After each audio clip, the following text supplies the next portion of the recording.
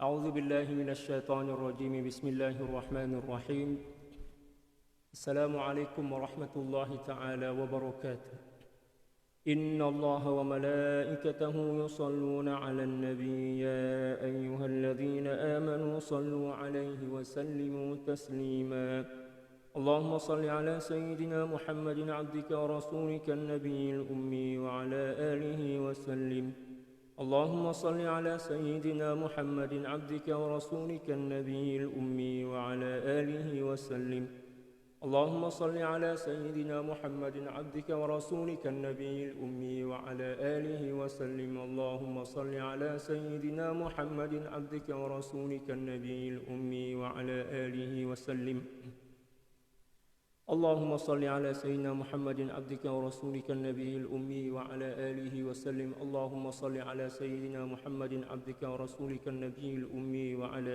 آله وسلم اللهم صل على سيدنا محمد عبدك ورسولك النبي الأمي وعلى آله وسلم اللهم صل على سيدنا محمد عبدك ورسولك النبي الأمي وعلى آله وسلم اللهم صل على سيدنا محمد عبدك ورسولك النبي الأمي وعلى آله وسلم اللهم صل على سيدنا محمد عبدك ورسولك النبي الأمي وعلى آله وسلم اللهم صل على سيدنا محمد عبدك ورسولك النبي الأمي وعلى آله وسلم عدد ما وسعه علم الله الحمد لله غافر الذنب وقابل التوب شديد العقاب ذي الطول لا إله إلا هو إليه المصير والصلاة والسلام على المبعوث رحمة للعالمين سيدنا محمد وعلى آله وصحبه أجمعين اللهم اغفر لأمة سيدنا محمد صلى الله عليه وسلم وأصلح أمة سيدنا محمد صلى الله عليه وسلم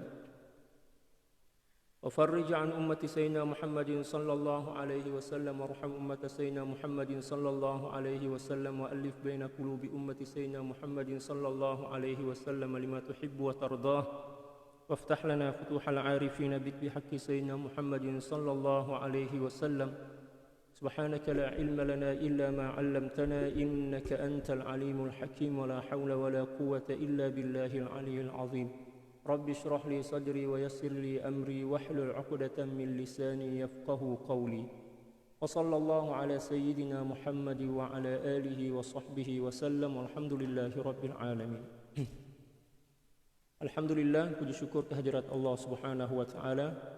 Salawat dan salam semoga senantiasa tercurah ke atas junjungan dan kasih hati kita Nabi yang agung, Nabi besar Muhammad sallallahu alaihi wasallam. Demikian juga keluarga, para sahabat serta orang-orang yang senantiasa mencintai dan mengikuti jejak langkah beliau. Wassalawatullahi wassalamuhu alaika sayyidi ya Rasulullah. Para sahabat sekalian, kembali berjumpa dengan saya dalam kajian akhlak dan adab berinteraksi dengan Al-Quran daripada kitab At-Tibyan fi Adabi Hamalatil Quran karangan daripada Sayyidil Imam An-Nawawi radhiyallahu ta'ala. Pada pagi ini kita telah pun sampai pada muka surat 151 yang menjelaskan tentang masa-masa atau waktu-waktu pilihan untuk membaca Al-Quran. بإسنادنا المتصل عن مشايخنا إلى الإمام النووي في كتابه التبيان في آداب حملة القرآن إلى أن قال رضي الله تعالى عنه ونفعنا الله بعلومه وعلوم شيوخه وشيوخنا وجميع أولياء الله الصالحين في الدارين اللهم آمين. فصل في الأوقات المختارة للقراءة.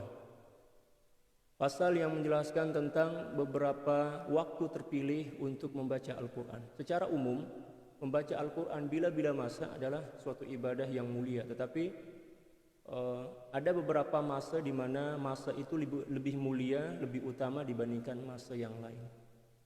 Ya. Seperti mana Allah Subhanahu wa taala memuliakan seluruh para nabi dan rasul, akan tetapi para nabi dan rasul pun mempunyai peringkat-peringkat yang berbeza dibandingkan para rasul yang lain. Allah Subhanahu wa taala berfirman, "Tilka rusulu faddalna ba'dahum 'ala ba'd." Ya, mereka-mereka itulah atau demikianlah para nabi dan rasul Allah Subhanahu wa taala muliakan antara satu, lebih muliakan antara satu dengan yang lainnya. Jadi tidak ada satupun daripada makhluk yang pernah dicipta oleh Allah Subhanahu wa taala yang kemuliaannya sama 100% ada. Mesti ada perbezaan, mesti ada yang lebih mulia dan ada yang dibawa daripada orang yang lebih mulia itu. Demikian juga seluruh masa, seluruh waktu dalam kehidupan kita mulia. Dan bila-bila masa pun, dimanapun kita digalakkan dan disunnahkan untuk membaca Al-Quran. Tetapi ada beberapa masa yang memang telah disebutkan oleh baginda Rasulullah SAW tentang keistimewaan dia dibandingkan masa atau waktu-waktu yang lain. I'lam anna afdalal qira'ati ma kana fi shalat. Ketahuilah bahwa sesungguhnya sebaik-baik bacaan Al-Quran adalah ketika seseorang sedang sholat. Itu yang terbaik, itu yang pertama. Sebab ketika mana kita sedang sholat dan membaca Al-Quran, maksudnya mengulang membaca Al-Quran yang lebih banyak, di situ telah terhimpun beberapa kemuliaan.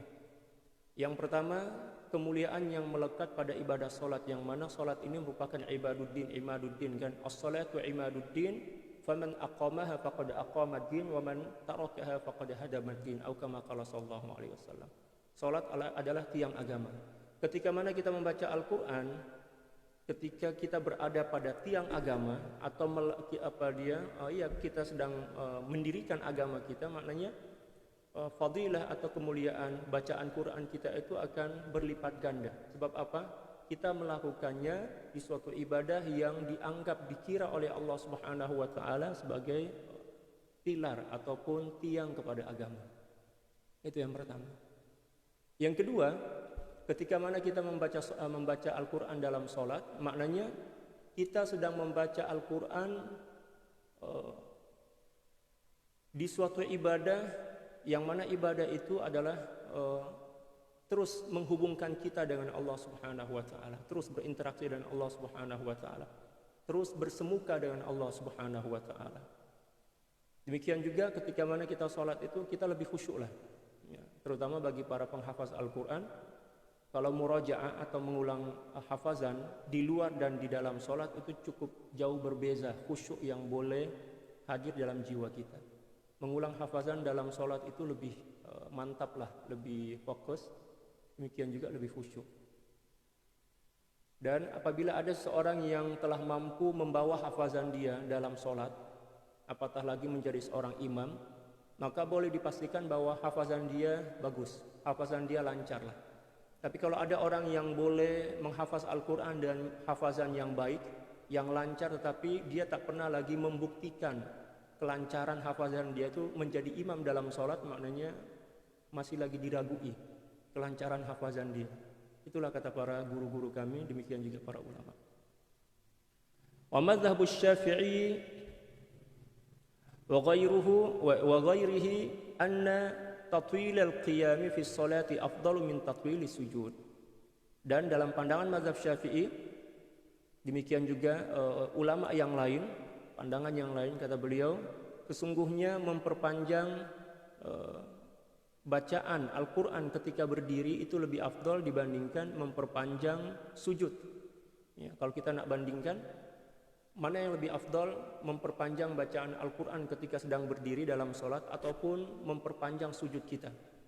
Maka kata Al-Imam Syafi'i, demikian juga imam-imam yang lain, ya, memperpanjang bacaan Al-Quran ketika berdiri dalam sholat itu lebih afdal dibandingkan memperpanjang sujud. Walaupun memang sujud ini merupakan satu keadaan di mana seseorang hamba cukup hampir kepada Allah Subhanahu wa taala. Aqrabu ma yakunul 'abdu ila Allah ila rabbiha, kama qala sallallahu alaihi wasallam, wa huwa sajid. Dalam satu hadis dijelaskan bahwa seseorang yang betul-betul sedang hampir kepada Allah Subhanahu wa taala ketika salat itu adalah ketika mana dia sedang sujud. Ya. Tapi kalau kita nak bandingkan dengan membaca Al-Quran ketika sedang berdiri dalam salat, itu ternyata lebih afdal dibandingkan memperpanjang sujud. Wa ammal qira'atu fi ghairi sholati fa afdaluha qira'atul lail. Dan adapun membaca Al-Quran selain di dalam salat, di luar salat, maksudnya bukan dalam salat atau di luar salat, maka yang lebih afdal waktunya adalah membaca Al-Quran di malam hari. Sebab malam ini memang mempunyai keistimewaan yang lebih dibandingkan siang. Itulah mengapa Isra dan Mi'raj itu diturunkan dilakukan oleh baginda Rasulullah sallallahu alaihi wasallam atau dilalui oleh baginda Rasulullah sallallahu alaihi wasallam di malam hari, sebab memang malam ini adalah mempunyai syaraf, mempunyai kemuliaan yang khas di sisi Allah Subhanahu wa taala dibandingkan siang. Kalau siang kan kita sibuk dan makhluk kan. Kalau malam kita lebih banyak bersama Allah Subhanahu wa taala. Tak terlalu banyak yang kacau lah. Itu bagi para ahli ibadah. Tapi kalau ahli malas, malam itulah yang paling yang paling jauh. Dia paling jauh daripada Allah Subhanahu wa taala sebab tidur je kan. Ya, orang yang tidur macam orang mati lah. Ya, an-naumu akhul maut. Ya, tidur itu adalah saudara kepada kematian. Adapun bagi para ahli ibadah, para ulama, para aulia, malam itu merupakan masa yang paling produktif lah, masa yang paling yang paling berkah dalam kehidupan mereka. Malah Siti Rabi'atul Adawiyah radhiyallahu taala an, bila mana fajar fajar menjelang macam itu kan, beliau akan senantiasa menangis. Ya, beliau mengatakan dalam tangisan beliau, ya Allah, ya, mengapa malam begitu cepat berlalu? Ya, mengapa tak dipanjangkan lagi? Sebab di malam hari itulah beliau itu betul-betul merasai kedamaian bersama Allah Subhanahu wa taala dalam zikir, dalam munajah, dalam doa beliau. Ya, kalau kita kan memang yang kita tunggu itu siang kan. Ya, yang kita tunggu siang sebab kita nak jumpa kawan, kita nak pergi beli barang, kita nak kerja dan lain sebagainya. Jadi ya masing-masing manusia mempunyai cara untuk menilai sesuatu itu. Ada di antara orang yang menilai siang itu lebih mulia, ada di antara orang yang menilai malam itulah yang lebih mulia. Tapi kalau kita nak mengikut pandangan Islam, malam itulah masa yang paling mulia. Oleh sebab itu membaca Al-Quran di malam hari itu adalah sesuatu yang paling afdol, ya, dibandingkan waktu-waktu yang lain. Wan nisful akhiru minal laili afdalu minal awal, dan pertengahan paruh kedua daripada malam hari itu lebih afdal dibandingkan awal malam. Ya, pertengahan paruh kedua berarti 2/3 malam. Ya, 2/3 malam. 2/3 malam, ya betul. 2/3 malam itu lebih afdal dibandingkan membaca Al-Quran. Membaca Al-Quran di 2/3 malam itu lebih afdal dibandingkan di awal malam. Awal malam itu ya pukul 7 kalau di Malaysia, di Selangor ini pukul 7 sampai pukul 10 lah. Itu awal malam, dipanggil awal malam. Sebab malam itu kan dibagi menjadi 4. Ada juga yang membaginya menjadi 3. Wal qira'atu bainal maghribi wal isya mahbubah. Dan membaca Al-Quran antara maghrib dan isya adalah sesuatu yang sangat disukai, sangat dicintai. Wa ammal qira'atu fin nahari fa afdaluha ba'da salati subhi. Adapun membaca Al-Quran di siang hari, maka yang lebih afdal, yang paling afdal adalah membacanya setelah salat subuh. Wala karahata fil qira'ati fi waqti minal awqati li ma'nan fi. Dan tidak makruh membaca Al-Quran bila-bila masa pun. Ya, siang ke malam, petang, tengah hari, ya, tidak makruh, malah digalakkan. Wa amma ma rawahu Ibnu Abi Dawud an Mu'anin ibni Rifa'ata an masyayikhihi annahum karihul qira'ata ba'da al-'asri wa qalu huwa dirasatu yahud wa ghairu maqbulin wa la aslalah. Adapun pendapat dan yang diriwayatkan oleh Ibnu Abi Dawud dari Mu'an bin Rifa'ah dari guru-guru beliau, mereka berkata bahwa sungguhnya beliau berkata bahwa guru-guru beliau memakruhkan atau tidak menyukai membaca Al-Quran selepas salat asar. Wa qalu huwa dirasatu yahud, dan mereka berkata bahwa itu adalah masa di mana orang-orang Yahudi belajar, ya, menurut guru-guru beliau. Fa ghairu maqbulin wala aslalah, dan pendapat ini adalah pendapat yang ditolak dan tidak mempunyai sandaran dalil sama ada daripada Al-Quran dan hadis, kata Al-Imam An-Nawawi. Jadi beliau ingin menafikan kemakruhan membaca Al-Quran selepas salat asar. Sebab memang ada beberapa ulama yang mengatakan membaca Al-Quran selepas asar itu hukumnya makruh. Tapi Imam Nawawi cakap tak makruh pun, sebab memang tak ada dalil yang cakap yang mengatakan bahwa membaca Al-Quran selepas asar itu makruh. Jadi pendapat beberapa ulama guru kepada Ibnu Abi Dawud itu tertolak. Wa yukhtaru minal ayyam yaumul jum'ati wal itsnaini wal khamisi wa yaumu Arafah. Dan beberapa hari yang terpilih untuk membaca Al-Quran adalah yaumul Jum'ah, hari Jumat. Ya, hari Isnin, hari Khamis, demikian juga ya, hari Arafah, ketika para hujjaj sedang wukuf di Arafah. Wa minal a'syari, adapun dari 10 hari ya, pembagian 10 hari lah istilah dia macam itu ya. Al-ashrul akhiru min Ramadan, 10 hari terakhir daripada bulan Ramadan. Itu lebih afdal dibandingkan 10 hari awal bulan Ramadan ataupun pertengahannya. Wal ashrul awwalu min Dzulhijjah, demikian juga 10 hari pertama daripada bulan Dzulhijjah. Dan ini masih 10 hari pertama kok.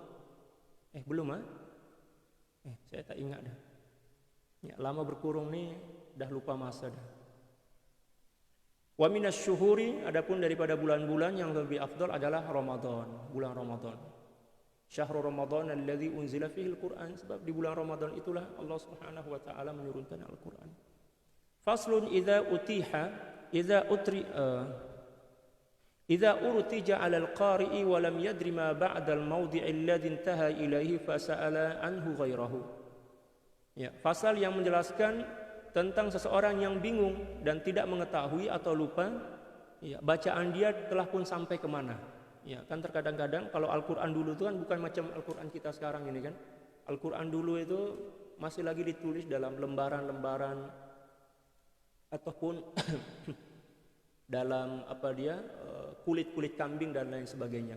Jadi terkadang dia orang lupa lah, hari itu saya dah baca sampai surah keberapa, ayat keberapa macam itu kan. Nah di sini beliau jelaskan, bila mana ada seorang yang terlupa, dia telah pun sampai pada bacaan surah yang mana dan ayat yang keberapa, maka disunahkan baginya untuk bertanya kepada orang yang membaca Al-Quran bersamanya. Ya, jangan suka-suka hati, beragak-agak mungkin dah sampai surah Ali Imran hari itu ayat ke-100 misal, saya nak sambung ayat ke-101. Jangan, kita kena tanya kepada kepada orang lain yang duduk bersama kita membaca Al-Quran ketika itu. Kalau sekiranya kita membaca Al-Quran seorang-seorang dan kita lupa batasan bacaan kita telah pun sampai ke mana, maka kita beragak-agak atau kita memperkirakan lebih kurang daripada apa yang agak-agak melintas dalam pikiran kita. Misal ya, kita beragak-agak, kita berkira-kira lah kalau dalam bahasa Indonesia.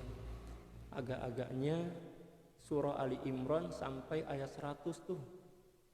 Nah, kita ambil daripada surah Ali Imran ayat ke-90 ataupun 85 macam itu. Tujuannya apa? Tujuannya adalah agar kita boleh memastikan bahwa bacaan kita itu bersambung. Sebab kita kan nak melakukan khataman Al-Quran nanti kan. Ya. Kalau ada orang yang membaca Al-Quran, dia tak baca walaupun satu ayat aja dalam Al-Quran tuh, dia terlepas pandang misalkan, lalu dia mengkhatamkan Al-Quran, maknanya dia tipu lah. Sebab dia tak baca semuanya kan. Oleh sebab itu, kalau sekiranya kita agak-agaknya, saya telah baca sampai ayat 100 daripada surah Ali Imran hari itu, ya kan? Maka kita ambil daripada surah Ali Imran ayat ke-85 atau ayat ke-90. Untuk memastikan bahwa bacaan kita itu bersambung macam. Itulah mengapa kita perlu ada kawan ketika mana membaca Al-Quran. Kalau boleh berjamaah, tetapi kalau tak ada kawan boleh juga, tapi kita kena kalau boleh bagi tanda lah. Ya, kalau sekarang kan senang kan, kita letak tali dia, ada boleh kita letak tulis kat situ, atau adalah pembatas-pembatas bacaan. Sekarang senang. Ini beliau sedang bercerita tentang apa yang berlaku di zaman beliau, di mana Al-Quran itu ditulis di kulit-kulit, dan pada masa itu kertas ini masih tak ramai orang yang boleh beli kan, sebab cukup mahal.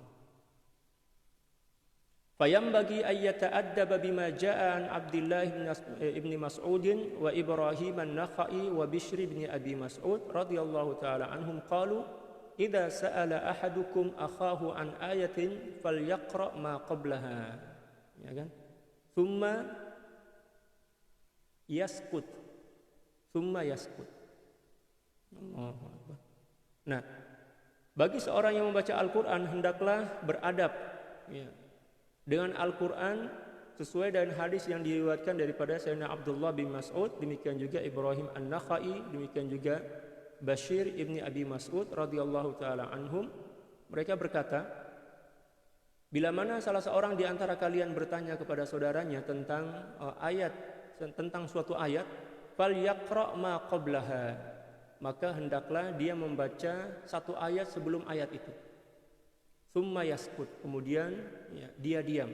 Wala yaqulu kaifa kadza wa kadza fa innahu yaltabisu alaih, dan dia tidak diperkenankan untuk mengatakan kenapa macam ni fa innahu yaltabisu alaih, karena itu boleh merancaukan, ya, membingungkan dirinya. Maksudnya apa? Bila mana ada orang yang bertanya kepada saya misalnya tentang suatu ayat, maka sunnah saya menyebutkan ayat sebelum ayat tersebut. Misal dia bertanya tentang ayat 100 daripada surah Ali Imran. Kalau zaman dahulu orang menghafaz Al-Quran itu lengkap dengan nomor ayat dia, nomor ayat. Ya. Jadi dia kena bagi tahu ayat sebelum itu. Tujuannya apa? Untuk memancing hafazan si pembaca Al-Quran itu. Bila mana dia pembaca Al-Quran, dia penghafaz Al-Quran. Tapi bila mana dia tidak menghafaz Al-Quran, tujuannya agar dia ambil satu ayat sebelum ayat yang sepatutnya dia baca, agar dipastikan bahwa ayat itu bersambung, seperti mana yang saya jelaskan tadi. Dan tak boleh mengatakan kenapa bagi ayat yang sekian-sekian, ya, tak perlu banyak tanyalah macam itu, baca aja. Sebab tujuan daripada seseorang yang ditanya tentang satu ayat itu bagi ayat sebelumnya agar dipastikan bahwa ayat itu bersambung. Ya. Ayat yang dibaca itu bersambung antara ayat yang akan dibaca dan ayat sebelum ayat yang dibaca. Macam itu. Hukumnya sunnah itu. Hukumnya sunnah. Faslun idza arada ay yastadilla bi ayatin falahu ay yaqul qala Allah ta'ala kadza wa lahu ay yaqul Allah tabaraka yaqulu kadza wa la karahata fi syai'in hadha huwa sahihul mukhtar alladhi alayhi amalu salaf wal khalaf. Fasal yang menjelaskan bila mana seseorang ingin berdalil atau berhujjah dengan satu di antara ayat-ayat suci Al-Quran, dia boleh mengatakan Allah Subhanahu wa taala berfirman demikian menggunakan fi'il madhi. Qala, bukan yaqula, itu yang pertama. Walahu ayyaqul, dan dia juga boleh mengatakan Allah Subhanahu wa taala yaqulu kadza menggunakan fi'il mudhari'. Boleh menggunakan fi'il madhi masa lampau, boleh menggunakan fi'il mudhari'. Wala karahata fi syai'in min hadza, dan ini tidak makruh hukumnya. Hadza huwa sahihul mukhtar alladhi alaihi amalu salafi wal khalaf, dan ini merupakan pendapat yang sahih dan terpilih yang diamalkan oleh ulama salaf dan khalaf.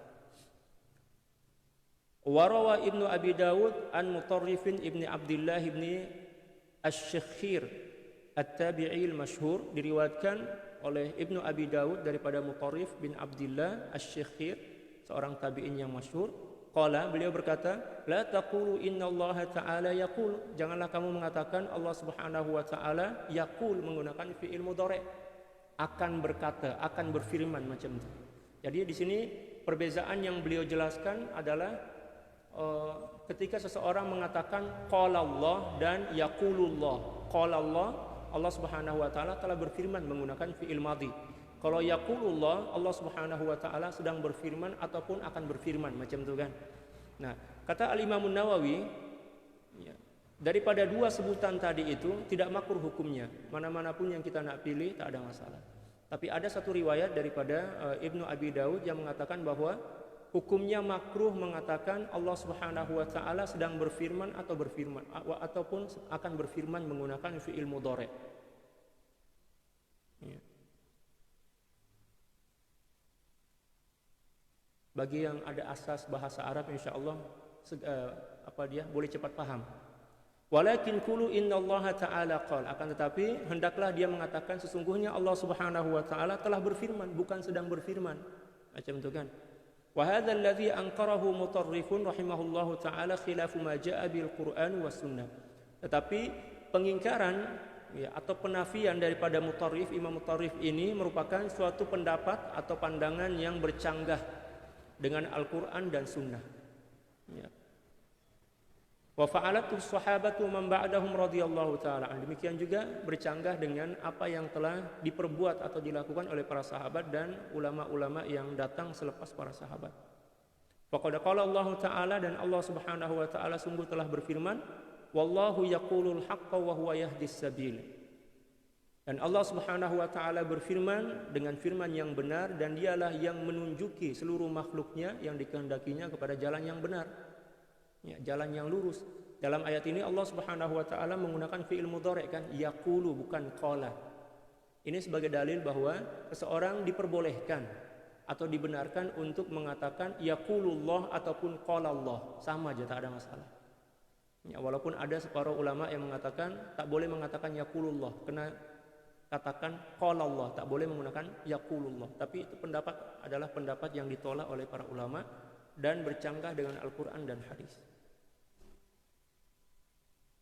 Wa fi sahihi Muslimin, demikian juga diriwayatkan dari dalam sahih Muslim, an Abi Dzar radhiyallahu taala an, daripada Sayyidina Abi Dzar radhiyallahu taala an, qala Nabi sallallahu alaihi wasallam, baginda Nabi sallallahu alaihi wasallam bersabda, yaqulullahu azza wajal. Dalam hadis qudsi ini baginda Rasulullah sallallahu alaihi wasallam menyebut yaqulu bukan qala. Itu bermakna bahwa menyebutkan yaqulu ketika mana sedang menakal satu ayat daripada Al-Qur'an, yaqulullah, kita cakap yaqulullahu ta'ala misal, tak ada masalah, tak menjadi masalah ataupun dibenarkan. Man jaa bil hasanati falahu asyru amsalihha. Siapa orang yang melakukan suatu kebaikan, maka dia akan mendapatkan 10 ganjaran daripada kebaikan itu. Wa fi sahihil Bukhari, demikian juga diriwayatkan dalam Sahih Bukhari, fi tafsiri qoulihi ta'ala, dalam menafsirkan firman Allah Subhanahu wa taala, lan tanalul birra hatta tunfiqu mimma tuhibbun, Ali Imran ayat 92. Faqala Abu Talhah, ya Rasulullah, kemudian Sayyidina Abi Talha berkata, wahai baginda Rasulullah sallallahu alaihi wasallam, Inna Allah ta'ala yaqulu fi kitabih, tidak mengatakan qala tetapi mengatakan yaqulu. Sesungguhnya Allah Subhanahu wa taala berfirman dalam kitabnya, lan tanalul birra hatta tunfiqu mimma tuhibbun. Tidaklah kalian memperoleh kebaikan yang sempurna kecuali bila mana telah menginfakkan harta benda yang paling disukai dan disayanginya. Fahadha kalamu Abi Talhah bi hadratin Nabi sallallahu alaihi wasallam, dan ini merupakan perkataan Sayyidina Abi Talhah di hadapan baginda Rasulullah sallallahu alaihi wasallam. Sayyidina Abi Talhah mengatakan yaqulullah, bukan mengatakan qala Allah, di hadapan baginda Rasulullah sallallahu alaihi wasallam. Dan baginda Rasulullah sallallahu alaihi wasallam mendiamkan, tak bagi komen. Itu bermakna bahwa baginda Rasulullah sallallahu alaihi wasallam bersetuju bila mana seseorang nak menakal satu ayat daripada Al-Qur'an lalu mengatakan yaqulullah. Boleh menggunakan qala Allah, boleh menggunakan yaqulullah. Tak ada masalah. Ini beliau saja nak jelaskan, nak terangkan perkara ini sebab ada separuh ulama yang menafikan dan memakruhkan, dan perkara itu bercanggah dengan syariat, kan, bercanggah dengan Al-Quran dan hadis. Nah, perlu kiranya beliau menjelaskan agar kita faham.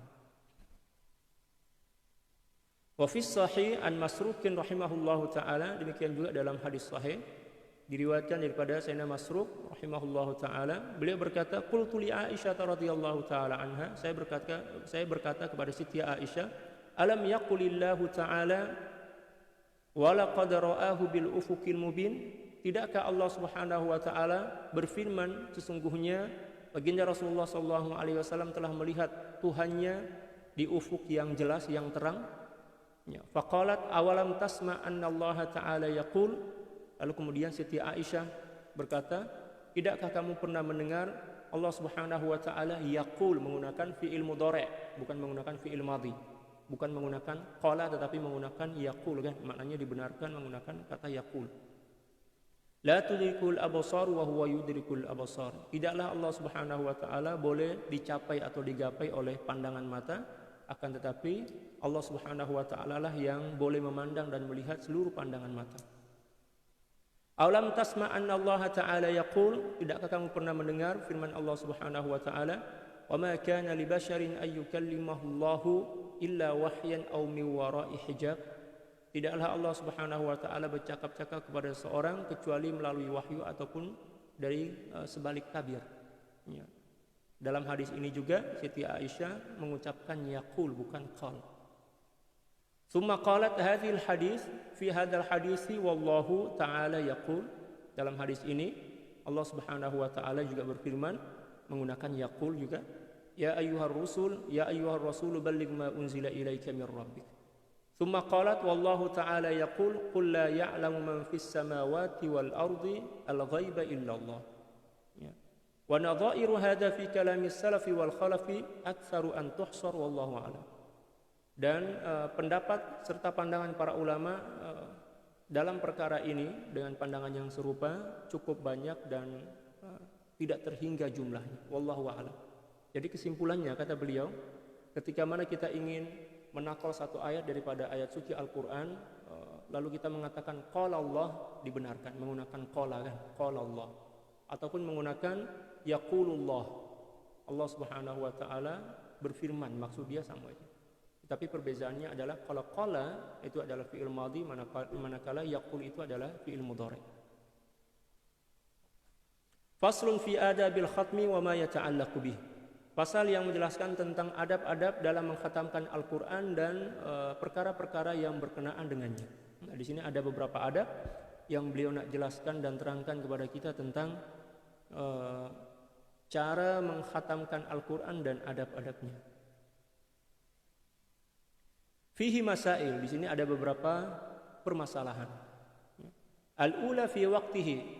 Permasalahan yang pertama adalah berkenaan dengan masa yang terbaik untuk mengkhatamkan Al-Quran. Kalau tadi kan masa yang terbaik untuk membaca Al-Quran, ini pula mengkhatamkan.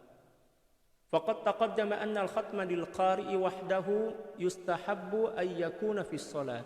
Seperti mana yang telah diterangkan sebelum ini kata beliau, sesungguhnya mengkhatamkan Al-Quran bagi seseorang yang membacanya seorang diri, ya, disunnahkan mengkhatamkannya di dalam salat. Bagi orang yang membaca Al-Quran seorang diri, disunahkan mengkhatamkan Al-Quran itu di dalam sholat. Sunnah hukumnya. Sebab kalau dia nak mengkhatamkan Al-Quran di luar sholat pun boleh, tetapi lebih afdal di dalam sholat ketika mana dia sholat seorang diri. Ya. Sebab kalau dia sholat bersama orang lain dan dia nak mengkhatamkan juzuk yang ke-30 misalkan, panjang lah itu kan. Ya, nanti boleh menimbulkan masalah.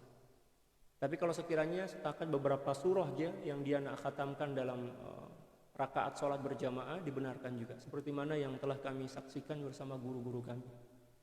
Ya, kami dulu pernah mengkhatamkan Al-Quran bersama guru kami, ya, dalam sholat. Ya, beliau sebagai imam membaca beberapa ayat-ayat pendek di penghujung daripada juzuk yang ke-30. Lepas itu mengkhatamkan Quran lah macam itu. Itu hukumnya sunnah. Wa annahu yustahabbu ay yakuna fi raka'atil fajri, dan disunahkan untuk mengkhatamkan Al-Quran bagi seseorang yang membacanya seorang-seorang di dalam sholat ketika melakukan sholat sunat 2 rakaat sebelum sholat subuh. Fi raka'atai al-fajri. Jadi dalam apa dia? Dalam ungkapan Imamun Nawawi di sini beliau mengatakan raka'atai al-fajri, 2 rakaat sholat fajar.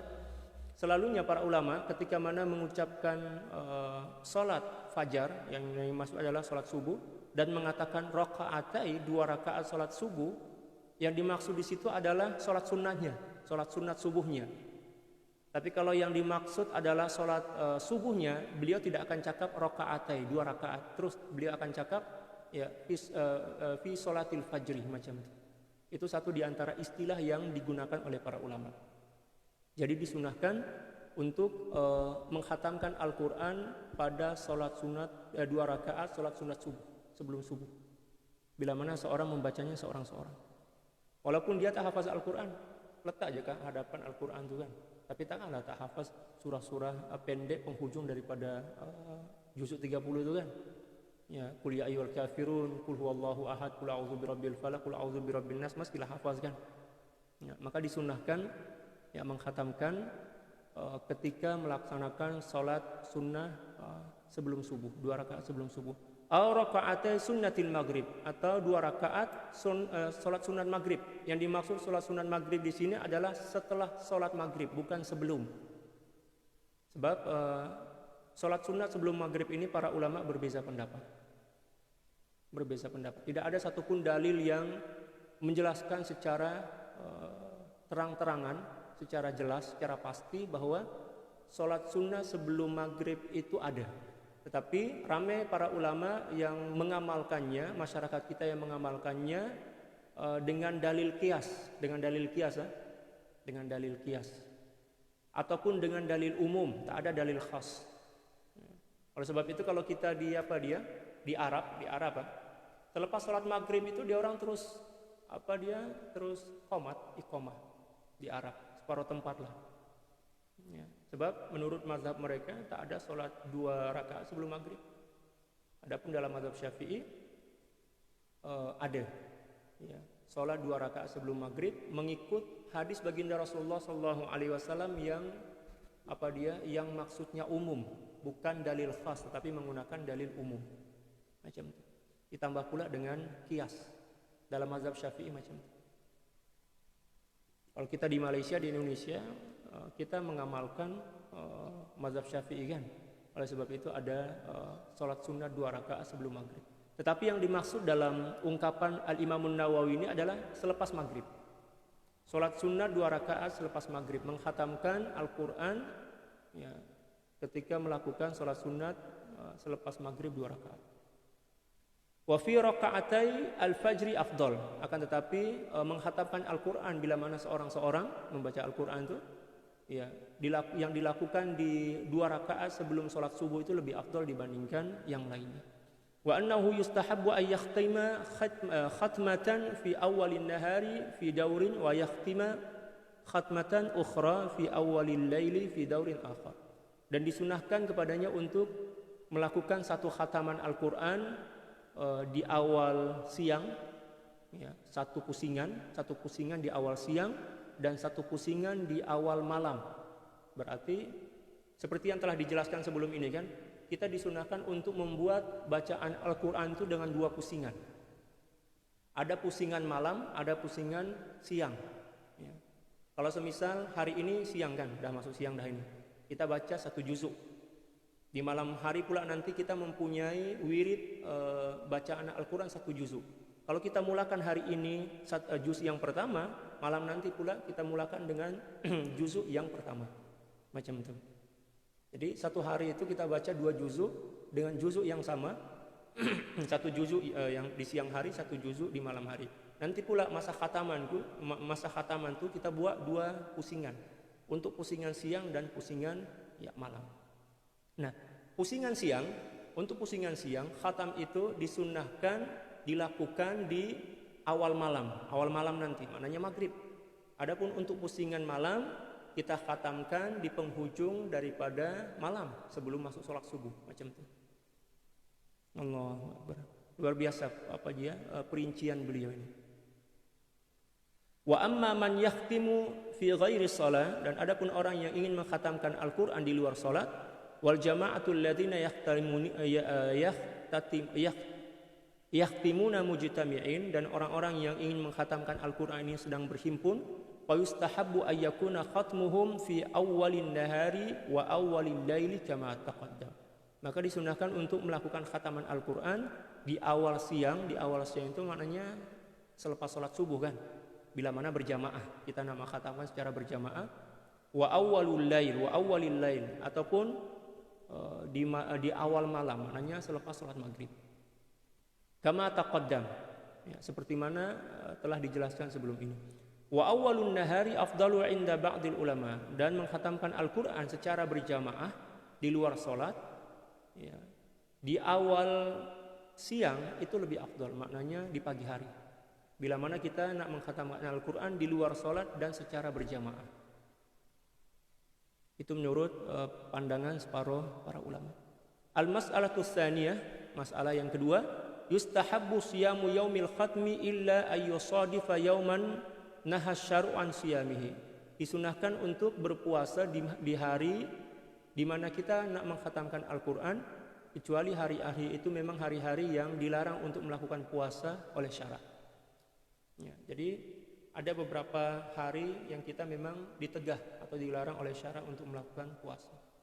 Ada lima hari. Yang pertama adalah Idul Fitri, Idul Adha, Ayyamut Tasyrik, ya. 11, 12, 13 Zulhijjah. Ya. Selain daripada itu, boleh kita berpuasa. Nah, ketika mana kita nak mengkhatamkan Al-Quran, kita disunahkan dalam keadaan berpuasa. Dan itulah yang selalu diamalkan oleh para sahabat, di antaranya adalah Sayyidina Utsman bin Affan radhiyallahu taala.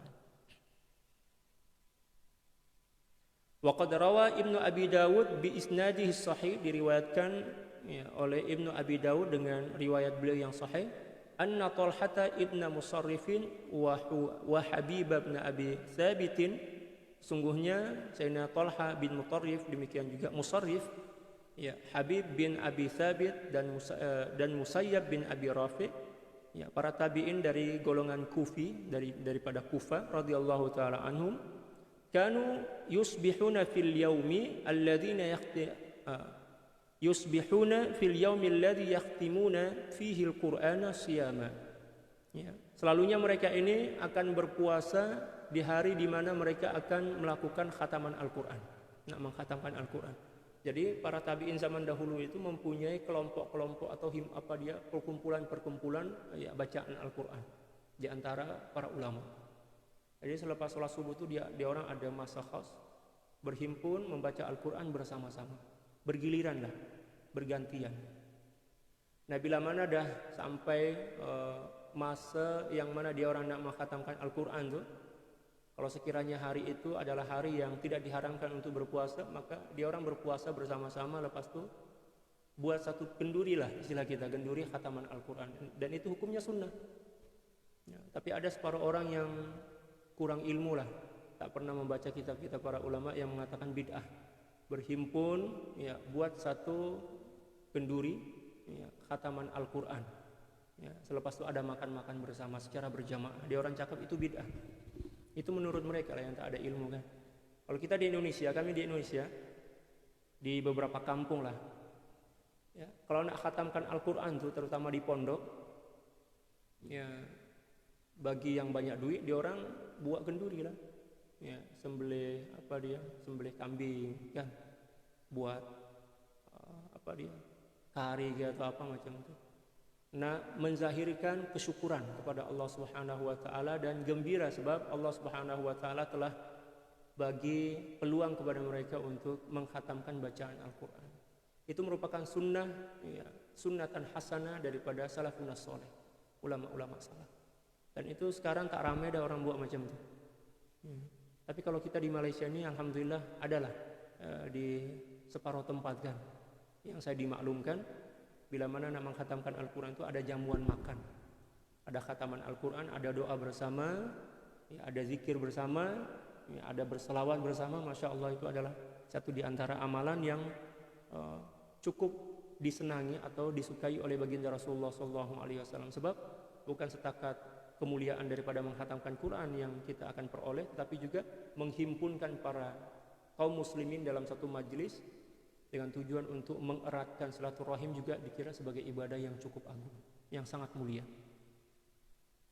Jangan pula kita ikut dengan pendapat-pendapat puak-puak salafi wahabi itu, yang suka-suka hati nak membid'ahkan, ya, amalan-amalan yang telah diamalkan beratus-ratus bahkan lebih daripada 1000 tahun oleh para ulama. Di antaranya adalah membuat jamuan makan, ya, dan juga mengkhatamkan Al-Quran secara berjamaah. Nanti akan disebutkan beberapa hadis nanti di belakang kat sini, ya, pada muka surat yang seterusnya.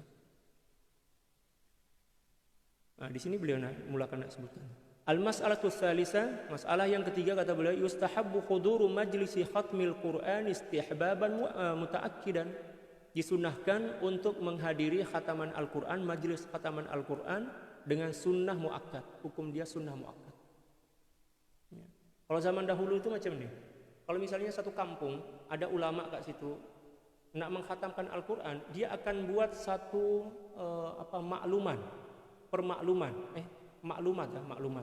pengumuman kepada masyarakat, bukan setakat di kampung tuh, tetapi pengumuman itu akan disampaikan ke kampung yang lain. Akan diutuslah beberapa murid-murid atau guru itu bagi tahu kepada imam-imam masjid dan surau, bagi tahu kita nak buat khataman Al-Quran hari Jumat pagi misal. Ya, jemput dia orang datang, undang mereka datang untuk melakukan khataman Al-Quran, macam itu.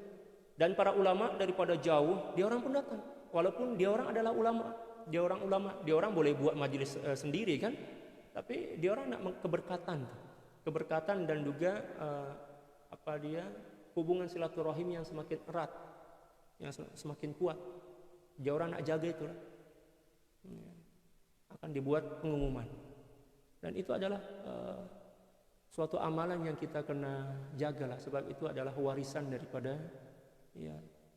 para ulama salafun salih radhiyallahu taala anhum. Faqad tsabata fi sahihain, telah sabit dalam Sahih Bukhari dan Muslim, anna Rasulullah sallallahu alaihi wasallam amara al-huyyadha bil khuruji yaumal 'id fayashhadna al-khaira wa da'watal muslimin. Sesungguhnya baginda Rasulullah sallallahu alaihi wasallam memerintahkan para perempuan yang sedang haid, mohon maaf, untuk keluar di hari di sholat Id, bukan keluar pergi sholat, tetapi menyaksikan orang-orang yang sedang melaksanakan sholat Idul Fitri atau Idul Adha. Walaupun dia orang haid, maka dia orang tetap disunahkan untuk pergi menyaksikan, menyaksikan kaum muslimin dan muslimat yang dibenarkan untuk sholat ketika mana sholat Id itu, agar mereka menyaksikannya, untuk mencari keberkatan dan nak tunjuk kepada dunia bahwa umat Islam itu adalah umat yang senantiasa bersatu padu. Nak tunjuk persatuan umat Islam lah tu. Fayashhadnal khair, lalu kemudian mereka melihat kebaikan di antara yang dimaksud di sini adalah perhimpunan kaum muslimin, doa mereka, khutbah mereka, takbir dan tahmid mereka dan lain sebagainya. Wa da'watal muslimin, demikian juga doa-doa kaum muslimin.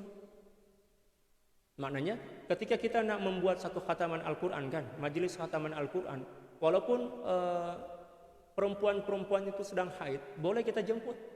Kita jemput sebagai pendengar saja, bukan sebagai pembaca, untuk menyaksikan khataman Al-Quran itu, dan juga untuk mengaminkan doa yang dilantunkan atau disampaikan oleh ustaz atau guru yang berdoa dalam majelis khataman Al-Quran. Sunnah hukumnya. Ini perlu kita lestarikan lah, ini perlu kita jaga. Tapi alhamdulillah kita di Malaysia, di Indonesia ada lagi orang buat macam itu. Kalau di negara-negara yang lain ada tapi tak ramai lah. Warawat Darimi wa Ibnu Abi Dawud bi isnadihima, diriwayatkan oleh Imam Ad-Darimi, demikian juga Imam Ibnu Abi Dawud dengan sanad mereka berdua daripada Sayyidina Abdullah bin Abbas radhiyallahu taala anhuma, annahu kana yahmilu rajulan yuraqibu rajulan yaqra'ul Qur'an. Masyaallah. Sesungguhnya Sayyidina Abdullah bin Abbas radhiyallahu taala an akan mengutus satu orang murid beliau untuk memantau orang-orang yang membaca Al-Quran, memantau. Fa idza arada ay yakhtima a'lama Ibnu Abbas fayashhadu dzalik. Dan bila mana seseorang yang dipantau oleh murid-murid beliau sedang membaca Al-Quran ini nak mengkhatamkan Al-Quran, maka Sayyidina Abdullah bin Mas'ud akan hadir dalam majelis pengkhataman Al-Quran itu. Luar biasa. Subhanallah. Ya kan? Kalau sekiranya kat kampung tu ada 10 orang yang nak mengkhatamkan Al-Quran secara bergiliran kan, maka beliau akan datang. Pagi kat sini, nanti tengah hari kat situ, petang pula kat situ, malam kat situ, macam tu. Subhanallah. Ini satu di antara tradisi yang baik yang pernah diajarkan dan dicontohkan oleh ulama salaf. Warawa Ibnu Abi Dawud bi isnadaini sahihaini an Qatadah at-tabi'il jalil sahibi Anas radhiyallahu taala anhu. Diriwayatkan oleh Ibnu Abi Dawud dengan dua sanad beliau yang sahih daripada Sayyidina Qatadah yang merupakan seorang tabi'in yang agung, sahabat kepada Imam Anas bin Malik Sayyidina Anas bin Malik radhiyallahu taala anhum, bukan Malik bin Anas, tapi Anas bin Malik. Anas bin Malik ini sahabat. Qala kana Anas bin Malik radhiyallahu taala anhu idza khatamal Qur'ana jama'a ahlahu wa da'a. Ya, Sayyidina Anas radhiyallahu taala anhu bila mana beliau nak mengkhatamkan Al-Qur'an, beliau akan himpun seluruh keluarga beliau, jemput. Ya, dan berdoa bersama-sama. Buat gendurilah majelis khataman Al-Qur'an. Hukumnya sunnah. Walaupun setakat kita aja yang baca, ya keluarga kita tak baca kan, kita yang mengkhatamkan, tetapi kita sunnah, ya buat satu orang panggil di sini majelis khataman Al-Quran, hukumnya sunnah. Ya, kalau boleh buatlah masalah buatlah makanan, jamuan makan macam itu kan, agar lebih semarak lah macam itu. Wa rawa bi asanidihi as-sahihati anil Hakam ibn Utaibah. Ya, At-Tabi'il Jalil qala arsala ilayya Mujahidun wa Abdatu ibnu Abi Lubabata faqala, diriwayatkan beliau dan beliau juga meriwayatkan dengan beberapa sanad yang sahih daripada Hakam bin Utaibah, seorang tabi'in yang agung. Beliau berkata, Mujahid dan Abdatu ibnu Abi Lubabata telah mengutus kepada saya. Ada dua orang tabi'in yang mengutus utusannya kepada saya, para perawi hadis cakap. Lalu mereka berdua berkata, sesungguhnya kami diutus ini untuk nak mengkhatamkan Al-Quran bersama kalian secara berjamaah. Wad du'a mustajabun inda khatmil Quran. Ya, dan berdoa ketika mana nak mengkhatamkan Al-Quran itu, Quran itu adalah di antara doa yang mustajab, doa yang diterima oleh Allah Subhanahu wa taala. Wa fi ba'd riwayat sahihah, demikian juga diriwayatkan dalam beberapa riwayat yang sahih, annahu kana yuqal, ya, innar rahmata tanzilu inda khatimatil Quran. Dikatakan bahwa sungguhnya rahmat Allah Subhanahu wa taala akan mencurah-curah turun ketika Al-Quran itu sedang dikhatamkan. Oleh sebab itu sunnah, ya, memperbanyak doa, sunnah menghimpunkan ahli keluarga dan sahabat-sahabat kita dan buat jamuan sekali, jamuan khataman Quran. Tak payahlah mewah-mewah, nasi lemak pun jadilah. Ya, kalau tak ada nasi lemak, roti canai pun jadilah. Tak ada roti canai, teh suam pun jadilah, teh ois pun jadilah. Janji kita berhimpun berdoa bersama-sama sambil menadah rahmat Allah Subhanahu wa taala yang diturunkan ketika itu. Allahu Akbar. Dan juga diriwayatkan dengan sanad yang sahih dari Mujahid, qala kanu yajtami'una 'inda khatmil Qur'ani yaqulun tanzilur rahmah. Ya, para tabi'in zaman dahulu, dia orang akan berhimpun ketika mana mengkhatamkan Al-Quran dan mereka mengatakan rahmat sedang turun. Mai sini, rahmat sedang turun. Al-mas'alatul rabi'ah, masalah yang keempat. Ya, sedikit je lagi insyaallah. Yustahabbu du'a aqibal khatmi istihbaban mutaakkidan. Disunnahkan untuk berdoa ketika mengkhatamkan Al-Quran dengan kedudukan sunnah yang sunnah muakkad, memperbanyak doa. Kama dzakarnahu fil mas'alati allati qablaha, seperti mana yang telah kami sebutkan pada permasalahan sebelum ini. Diriwayatkan oleh Imam Ad-Darimi dengan sanad beliau daripada Humaid Al-A'raj, qala man qara'a al-Qur'ana thumma da'a ammana ala du'aihi arba'atu alafi malak. Allahu Akbar. Siapa orang yang berdoa ketika mana membaca Al-Quran, demikian juga mengkhatamkannya, maka akan diaminkan doa itu oleh 4.000 para malaikat. Masya Allah. Ya. Diriwayatkan oleh Al-Imam Ad-Darimi, kita sedang berdoa ketika mana membaca Al-Quran dan juga mengkhatamkannya, maka akan diaminkan oleh 4.000 malaikat. Dan setiap doa dari para malaikat atau pengaminan daripada malaikat mesti diterima oleh Allah Subhanahu wa taala. Itu ittifaq atau kesepakatan ulama ahli sunnah wal jamaah. Dalam keyakinan kita ahli sunnah wal jamaah, seluruh doa para malaikat mustajab. Demikian juga seluruh doa yang diaminkan oleh para malaikat mustajab. Nah, oleh sebab itu rajin-rajinlah menghadiri khataman Al-Quran, majelis khataman Al-Quran, banyak-banyak berdoalah di situ. Ya Allah, panjangkanlah umurku dalam ketaatan, ya Allah. Ya, tambahkanlah rasa cinta dan rinduku kepadamu, ya Allah. Ya, yang belum menikah itu banyak-banyak berdoalah buat khataman Al-Quran. Ya, tapi kalau yang nak menikah lagi jangan buat. Ya, nanti bergaduh dengan bini dia, bergurau aja. Wa yambagi ayyuliha fid du'a, dan disunahkan untuk bersungguh-sungguh dalam berdoa. Allahu Akbar ketika mengkhatamkan Al-Quran. Wa ayyad'wa bil umuril muhimmah, dan berdoa dengan perkara-perkara yang penting, meminta sesuatu yang penting lah macam itu. Jangan yang kaleng-kaleng yang kita minta kepada Allah, minta yang paling penting ya.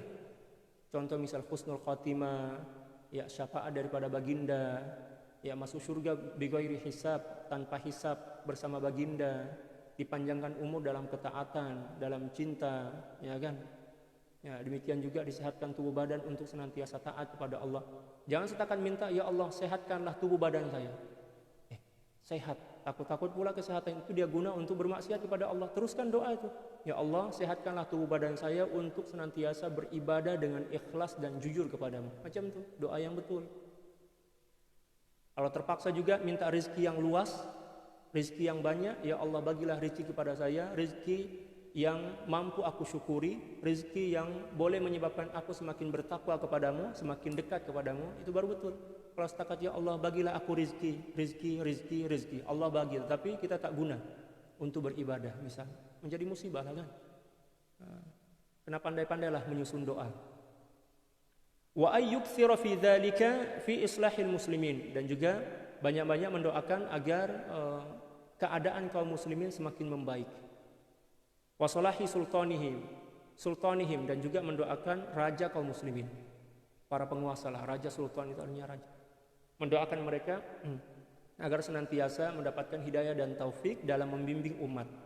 Wa salahi wulati umurihim, demikian juga mendoakan kebaikan bagi para pemimpin-pemimpin kita, para menteri dan lain sebagainya. Itu sunnah hukumnya. Bukan apa dia, bukan menghina. Kita tidak pernah diperintahkan untuk menghina, mencaci. Kita malah diperintahkan untuk mendoakan mereka agar boleh menunaikan tugas dengan baik dan betul. Wa qad rawa al-Hakimu Abu Abdillah An-Naisaburi bi isnadihi, telah diriwayatkan oleh Imam Hakim Abu Abdillah An-Naisaburi dengan sanad beliau bahwa sesungguhnya Abdullah ibn Mubarak radhiyallahu taala anhu kana idza khatama al-Qur'ana aktsara min du'aihi lil muslimin. Sesungguhnya Sayyidina Abdullah bin Mubarak bila mana mengkhatamkan Al-Qur'an, beliau memperbanyak doa untuk kemaslahatan kaum muslimin dan muslimat, demikian juga orang-orang beriman dan lelaki dan perempuan. Dan bukan setakat beliau aja, ramai juga ulama-ulama yang lain yang mendoakan macam itu. Fayakhtaru lid-da'i ad-da'awatil jami'ata, ya kaqaulihi, dan digalakkan bagi orang yang berdoa untuk memilih doa-doa yang mencakup, ya, yang mencakup, bukan doa-doa yang pendek-pendek itu, doa yang mencakup dan umum, ya. Dan umum bukan setakat untuk diri kita, tetapi untuk kaum muslimin juga. Itu hukumnya sunnah. Contoh misal kata beliau, Allahumma aslih qulubana, ya Allah perbetulkanlah hati-hati kami, wa azil uyubaha, dan bersihkanlah hati kami daripada keaiban-keaiban, wa tawallana bil husna, dan bimbinglah kami dengan kebaikan, wa zayyinna bit taqwa, hiasilah diri kami dengan ketakwaan, dan himpunkanlah kebaikan, seluruh kebaikan dunia dan akhirat bagi kami, warzuqna ta'ataka ma abqaitana, dan rezekikanlah kepada kami ketaatan selagi kami hidup di dunia ini. Ya Allah mudahkanlah ya kehidupan kami dan jauhkanlah kami daripada kesulitan kalau dalam bahasa Indonesia. Ya. Tapi sulit dalam bahasa Melayu itu kurang baik. Makna dia tak baik, tak betah, tak seberapa elok kan. Ya, oleh sebab itu saya jarang menggunakan kata sulit dalam bahasa Melayu. Ya, walaupun dalam bahasa Indonesia tak ada masalah, tapi dalam bahasa Melayu konon lah, wallahu a'lam, yang saya dimaklumkan maksud dia tak betul, kurang baik lah, tak seberapa elok. Wa'idna min syururi anfusina, dan lindungilah kami daripada keburukan nafsu kami dan keburukan amal-amal kami. dan peliharalah kami daripada seksa api neraka dan azab kubur, dan juga fitnah daripada kehidupan dan kematian, dan juga fitnah daripada Masihid Dajjal. Ya Allah, bagilah kepada kami memohon kepadamu hidayah dan ketakwaan, demikian juga maruah yang terjaga dan juga kekayaan hati. Ya, Allahumma inna nas'alukal huda wat tuqa wal afafa wal ghina. Sedikit lagi insyaallah, moga-moga boleh bersabar. Ya Allah, kami amanahkan kepadamu agama kami, tubuh badan kami, demikian juga penghujung daripada amal kami, demikian juga diri kami, keluarga kami, kekasih-kekasih kami dan seluruh kaum muslimin. Dan segala sesuatu yang engkau telah rizkikan dan berikan nikmat kepada kami daripada perkara-perkara dunia dan akhirat. Saya baca terjemah aja sebab panjang lagi nih. Kami mohon kepadamu pengampunan, pemaafan, demikian juga memohon keafiatan di dunia dan di akhirat, dan juga himpunkanlah kami bersama orang-orang yang kami kasihi, ya, di akhirat kelak, di kampung kemuliaanmu di akhirat kelak, maksudnya dengan kemuliaan dan rahmatmu. Ya Allah, perbaikilah, perbetulkanlah, ya, para pemimpin kami, dan berikanlah hidayah kepada mereka untuk senantiasa menunaikan nilai-nilai keadilan dalam masyarakat, memberikan kebaikan kepada masyarakat dan berlemah lembut kepada masyarakat. Demikian juga memberikan perhatian yang lebih kepada mereka, mencintai mereka dan juga dicintai oleh masyarakat. Dan berikanlah taufik kepada mereka semua untuk senantiasa berada di jalan yang lurus dan senantiasa mengamalkan perintah-perintah agamamu yang lurus. Ya Allah, berlemah lembutlah, ya, Engkau kepada hamba-hambamu, kepada raja kami, berikanlah kemaslahatan dunia dan akhirat, serta cintailah jadikanlah mereka mencintai rakyat dan juga dicintai oleh rakyatnya. Masya Allah. Demikian juga berdoa dengan doa-doa yang selainnya, ya, untuk kemaslahatan para pemimpin. Masya Allah, luar biasa Imam Nawawi ini. Kita diajarkan adab kepada pemimpin. Bukan setakat mementingkan diri sendiri, kita pun disunahkan untuk mendoakan pemimpin kita. Sebab pemimpin kita ini kan memikirkan kita, memikirkan kemaslahatan kita siang dan malam. Kalau sekiranya ada perbuatan atau kesilapan yang dilakukan oleh para pemimpin kita maafkanlah, kita doakanlah yang baik-baik. Sebab kesilapan yang diorang buat itu mungkin sebab letih, lelah akan memikirkan kita, masa dia guna untuk memikirkan kemaslahatan kita. Dan kesilapan mereka tidak akan sebanding dengan kebaikan mereka. Kesilapan itu memang adalah, tak ada manusia yang sempurna. Tapi kalau kita nak bandingkan dengan pengorbanan mereka dan kesungguhan mereka untuk mencipta kemaslahatan demi seluruh rakyat, itu tak sebandinglah dengan kesilapan yang mereka lakukan. Jangan suka-suka hati nak kutuk, nak laknat, apatah lagi nak laknat, nak caci maki pemerintah kita, kerajaan kita, tak boleh. Walaupun dia orang silap, alangkah lebih baiknya kita doakan agar mereka senantiasa mendapatkan hidayah dan taufik, dan kita pun juga, ya, dijadikan oleh Allah Subhanahu wa taala sebagai rakyat yang baiklah, yang patuh dan tunduk. Sebab sebaik apapun pemimpin, kalau kita tak patuh dan taat kepada pimpinan kita, masyarakat akan rosak juga lah kan. Karena kebaikan itu kena daripada dua hal, ya, daripada kerajaan, demikian juga rakyat. Kalau sekiranya kerajaan melakukan kesilapan, tak boleh kita caci, tak boleh kita maki, tak boleh kita bully, apatah lagi nak doakan dengan doa yang buruk, tak boleh, hukumnya haram. Malah kita yang diwajibkan untuk bagi sokongan kepada mereka dengan cara yang betul, mendoakan mereka, menasihati mereka, demikian juga menjaga kehormatan mereka. Itulah yang diajarkan Islam berkenaan dengan akhlak antara rakyat dan para pemimpin. Demikian juga pemimpin kepada rakyatnya. Bukan macam apa yang berlaku di beberapa negara, terutama di Indonesia. Ramai masyarakat yang mencaci, memaki, kerajaan, tak boleh itu. Di Indonesia macam itu. Tak tahulah di negara yang lain. Ada juga kat sini. Saya tahu lah. Itu tak dibenarkan, itu bukan akhlak Islam. Kalau sekiranya dia orang buat kesilapan, doakanlah. Alangkah lebih baiknya kita doakan, kita maafkan, kita maklumilah. Mungkin dia orang letih, dia orang lelah dan lain sebagainya, sebab pikiran dia orang itu kan dia guna untuk memikirkan kemaslahatan kaum muslimin.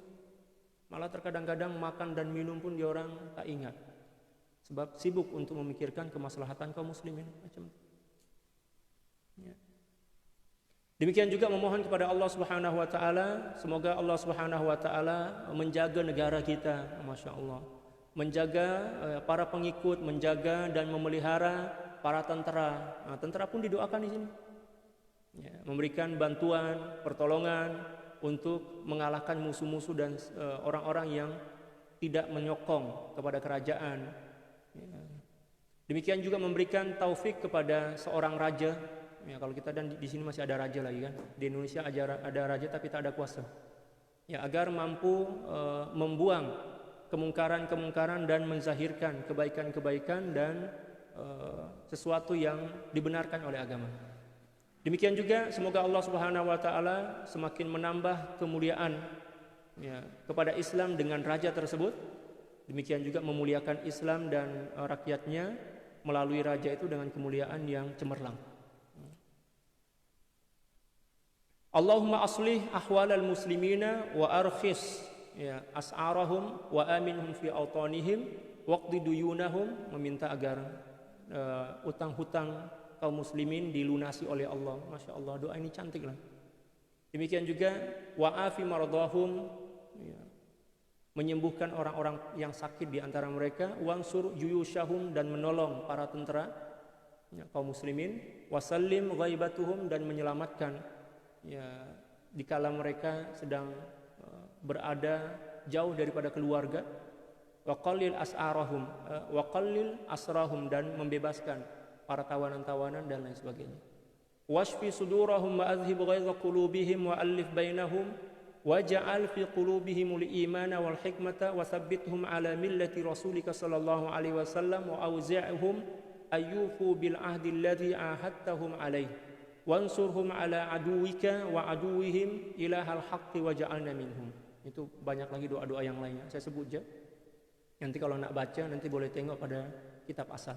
Allahumma ja'alhum amirina bil ma'rufi fa'ilina bih ya nahina 'anil munkari mujtanibina lah muhafizina ala hududika daimina ala ta'atika mutanasifina mutanasihin.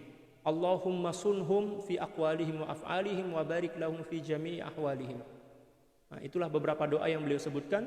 Wa yaftatihu du'aahu wa yahtatimuhu biqaulihi alhamdulillahi rabbil alamin, dan disunahkan untuk memulakan dan mengakhirkan suatu doa, terutama dalam doa mengkhatamkan Al-Qur'an ini, dengan ucapan alhamdulillahi rabbil alamin hamda yuafi ni'amahu wa yukafi'u mazidah. Ini merupakan pembuka daripada doa dan juga sekali dengan penutup dia.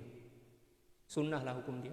Allahumma salli wa sallim ala sayyidina Muhammad wa alihi wa ali sayyidina Muhammad kama sallaita ala sayyidina Ibrahim wa ala ali sayyidina Ibrahim wa barik ala sayyidina Muhammadin wa ala ali sayyidina Muhammad kama barakta ala sayyidina Ibrahim wa ala ali sayyidina Ibrahim fil alamin innaka Hamidum Majid. Disunahkan untuk memulakan doa dengan ini, pembukaan ini, dan juga mengakhirkannya dengan doa ini.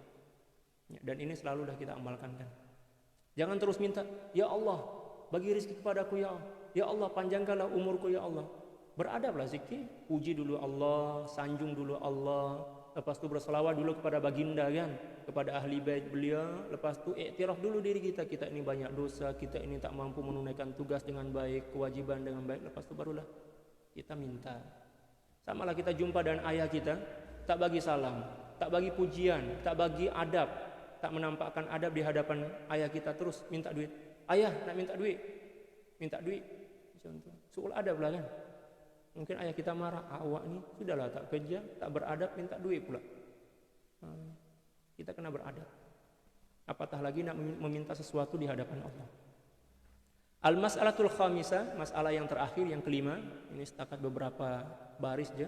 Yustahabbu idza faragha minal khatmati ayyashra'a fi ukhra aqibal khatmi. Disunahkan bila mana telah pun selesai mengkhatamkan Al-Quran, setelah doa tadi kan, selesai mengkhatamkan Al-Quran, ya, sebelum doa terus sambung kepada awal bacaan baru. Misal, dan ini selalu dah kita buat kan, kita baca minal jinnati wan nas. Lepas itu masuk ke suratul Fatihah. Kita sambung dulu ke awal bacaan baru kita. Ya.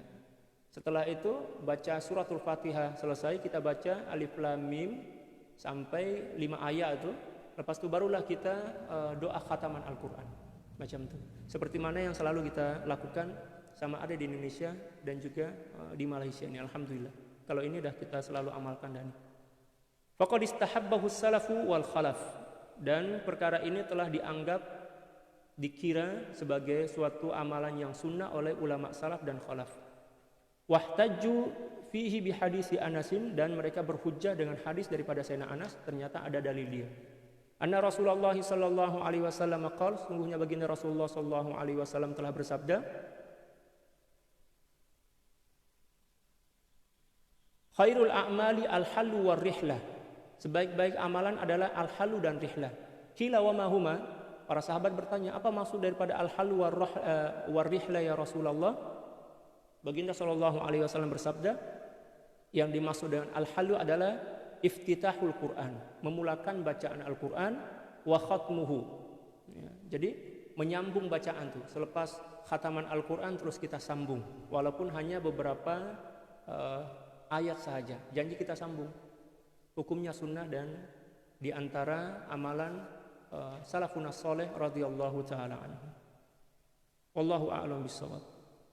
Subhanaka la ilma lana illa ma 'allamtana innaka antal alimul hakim wa la haula wa la quwwata illa billahil aliyyil azim. Seterusnya fi adabin nasi kullihim ma'al Qur'an. Inna Allaha wa malaikatahu yusalluna 'alan nabiy ya ayyuhalladzina amanu sallu 'alaihi wa sallimu taslima. Allahumma salli 'ala sayyidina Muhammadin 'abdika wa rasulika an-nabiyil ummi wa 'ala alihi wa sallim. Allahumma salli 'ala sayyidina Muhammadin 'abdika wa rasulika an-nabiyil ummi wa 'ala alihi wa sallim.